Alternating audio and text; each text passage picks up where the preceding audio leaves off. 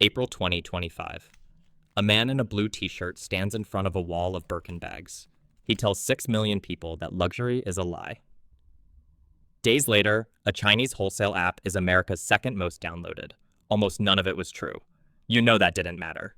So today, I'm breaking down the 7 tiers of the luxury counterfeit economy. Not a shopping guide, a map. Level 1, the legal lookalike. And I know someone's going to say, a dupe isn't a counterfeit. You're right. Which is exactly why it's the most profitable tier on this ladder. December 2024. Third-party sellers put a bag on Walmart's site for $80. Same silhouette as a Birkin, same handles, same buckle. The internet called it the Workin, and it sold out. Here's the mechanic. A shape is very hard to protect in law. A name isn't. A logo isn't. So a copy of everything except the branding isn't a counterfeit. It's a competing product. Hermes can price a Birkin in the tens of thousands. Watch the rare ones cross 300,000 at resale, and nothing stops a discount retailer selling the outline for 80. You've held something up in a shop and thought, that's basically the same bag. Everyone has. But name the trap, because level 1 is where the system does its cleanest work. The dupe doesn't damage the brand. It advertises the brand. Every workin' joke on your feed was a free impression for a bag most of those viewers had never thought about. Nobody broke the law. Everybody got paid. And that's the cleanest tier on this ladder. Everything above it involves somebody lying to somebody. Level 2. The street tier. The airport tier. $15 to $60, sold from a folding table, a coat lining, or a back room. This is the tier everyone pictures and everyone misreads. The street fake was never trying to fool you. You know. The seller knows you know. It was built to fool the person across the street for 4 seconds, in bad light, from behind. That's not a flaw in the product. That is the product. The volume is enormous. In fiscal 2024, handbags and wallets were America's most seized counterfeit category, by count. Over 5 million items, nearly 16% of everything customs pulled. 9 in 10 came from China and Hong Kong. But here's the reveal that matters. This tier is dying. Not because enforcement won, because the folding table got replaced by the postal system, and the postal system doesn't need a corner, a lookout, or a landlord. Level 3, the mid-grade replica. $100 to $400, ordered from a screen, delivered by your national post office. This is where the volume went. In 2015, 134 million low-value parcels entered the United States duty-free under a rule called de minimis. By 2024, 1.36 billion. 4 million packages a day, under a threshold written into the Tariff Act of 1930 to spare customs the paperwork on a postcard. That rule is how the middle of this ladder reached the West, not a container ship, not a smuggler. Your mail carrier. It worked because inspection doesn't scale. You can X-ray a container. You cannot X-ray 4 million envelopes. Then the United States closed it. China and Hong Kong in May 2025. The rest of the world that August. Customs reported seizures of non-compliant low-value goods jumped 82%. The parcels didn't get more fake. The lid came off, and everyone could finally see what had been inside them. Level 4, the high-grade replica, $500 to $1,500. And this is where the counterfeit economy does something nobody planned for. It grows a review culture. Watchfinder studied this world in 2025. Watchfinder is the pre-owned dealer owned by Richemont. Richemont also owns Cartier. So the same conglomerate that sells you the real watch owns the desk that tells you when yours is fake. And that desk is the one publishing on how good the copies have got. The detail that stops you is the iteration. These workshops don't ship a product. They ship a version. Buyers photograph the flaws and communities catalog them. The print a shade too thick. The marker 0.5 millimeter high. The date wheel font wrong. The workshop reads the complaints and ships a revision. Rival workshops compete on the same model, and the accuracy ratchets upward in the open. There are people who will write 600 words about the date wheel font on a fake watch. Unpaid. On a Tuesday. Which is the reveal, and it's the uncomfortable one. The counterfeit economy rebuilt the machinery that makes luxury work. Named makers, reputations, version numbers. A status ladder inside a copy of a status ladder. They didn't just steal the product, they rebuilt the culture around it. So stop. The obvious question is how much the counterfeiter is actually stealing. In 2009, An MIT Sloan professor named Renee Richardson Gosling ran an experiment. She'd been a brand manager at LVMH, so she knew what she was looking at. She was not trying to explain the counterfeiters. She did it anyway.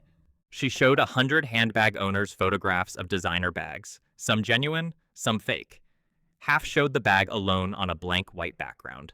Half showed the same bag carried by a person, in public. Alone on the white background, people couldn't tell. Their confidence collapsed. So did what they'd pay. Carried by someone, in a social setting, confidence doubled. And so did their price. An average of $783 for the same object. Up to half the value of a luxury good was not in the object at all. It was in the audience.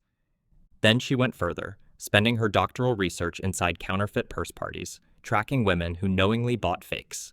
Within 2 years, 46% had bought the real thing. The fake wasn't a substitute, it was a gateway. There is no line in any luxury annual report for demand generated by people who can't afford you. There should be. A counterfeiter can clone the stitch. The movement, the leather, the weight of it in your hand. Nobody has ever cloned the audience, and the audience is the product, which is why the top of this ladder stops being about copying anything at all. Past here, the fake isn't the object, it's the paperwork. Quick one while we're here, is a dupe competition or is it theft? One line in the comments. Level 5, the Superfake. $2,000, $6,000, sometimes more. Real leather, hand-stitched, sold to people who could afford the original. Sarah Davis founded Fashion File, one of America's largest luxury resale operations. 20 years ago, she says, a fake was a $25 object.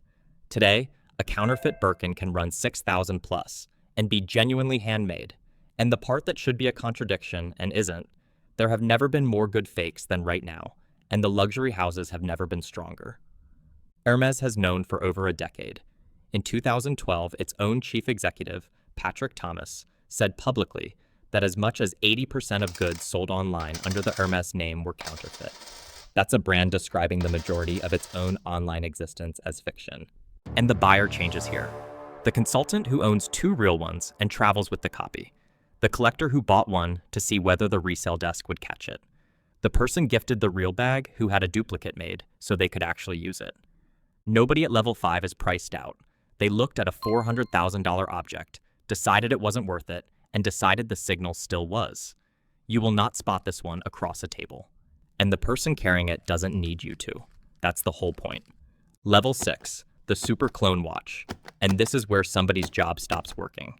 Watchfinder's chief executive, Arjun van de Waal, told Bloomberg in 2023 that up to 10% of watches sent in by sellers the previous year were fake. Half of those were Rolex. Here's the number. Watchfinder's authenticators used to catch 80% of fakes on site. By 2023, that figure was 20%, 80 to 20. And the authenticators didn't get worse. 4 out of 5 fakes now survive the look. So watch what the job looks like now. The watch comes out of a padded envelope onto the bench.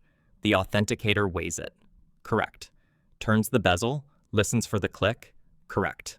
Sets it on the time grapher, and it runs 6 seconds fast a day, which is fine, which is normal, which is what a real one does. Then they reach for a case back tool. Not the dial, not the bracelet, the back. And the scale is strange. Switzerland exported 15.3 million watches in 2024, the lowest volume in its modern history. The Swiss Watch Federation's own estimate for counterfeit Swiss watches made each year, 40 million. The copy outproduces the original. It always has. Level 7. And level 7 is not a fake. In May 2006, a Fortune journalist named Roger Parloff named something investigators in Asia had been quietly calling the third shift, the midnight shift, the ghost shift. It works like this. A brand orders 20,000 units from a contract factory. The factory fills the order across 2 legitimate day shifts. Then, at night, same tooling, same materials, same hands, same trademark dies. It runs 10,000 more, and those go out the back door. Sit with that. There is no counterfeit at level 7. No fake leather, no clone movement. It is the real machine, the real components, the real mark, made by the real workers. The only thing that was ever fake is the paperwork, and nobody can reliably tell. When Limited 2 found more of its own clothing at TJ Maxx than it had ever ordered, 653,000 garments, The lawyers could not establish whether they were counterfeits or third shift product. Their own clients' clothes.